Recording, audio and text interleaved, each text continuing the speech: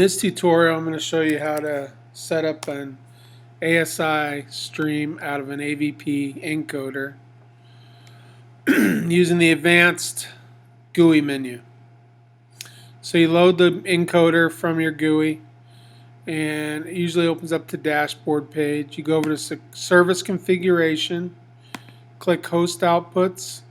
You're going to build an ASI output, so you want to right click on ASI output 1 and 2 to add a transport stream, and then right click again to add a service. Click apply all. First thing I do is I go to the transport stream, I change it to maximize video and turn it online. It asks you if you want to save it, so you go ahead and save it. Here you set your bit rate of your transport stream, whatever you want it to be.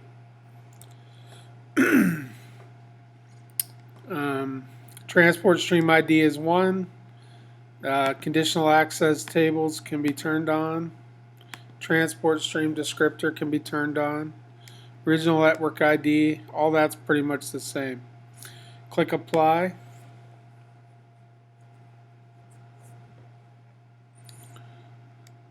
Go down to service. You set your service provider.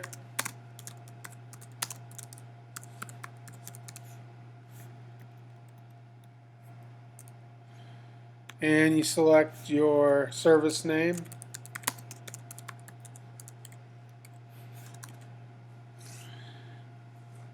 And right here you can put in a BIS key if it's BIS encrypted or not. And then you go ahead and apply.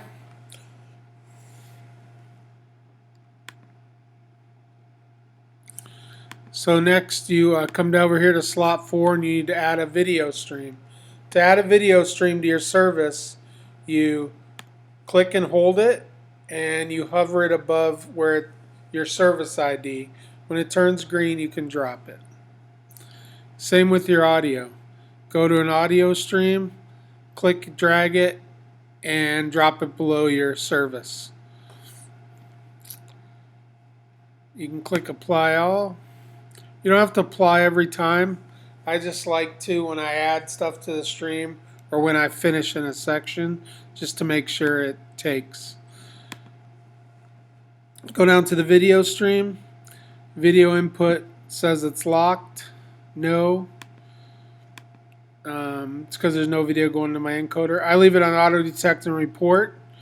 If there's video going into it, it'll show you the standard that's coming into it. Your output format,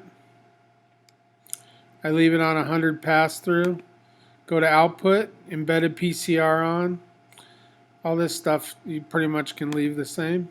Encode, this one is going to be an HD MPEG-2 422, low delay. Video bit rate's 44.178825, and it's DVBS or since it's going to be DVBS2, MPEG-2.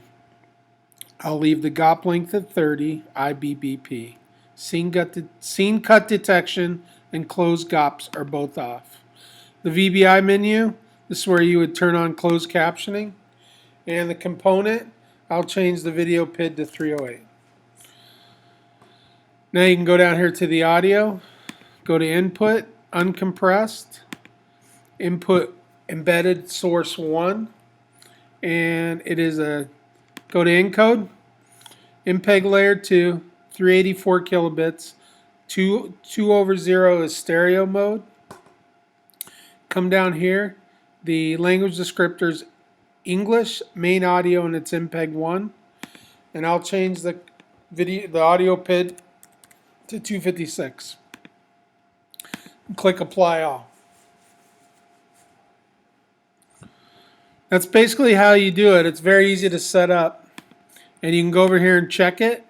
Go into the dashboard, and it shows you the output of your transport stream.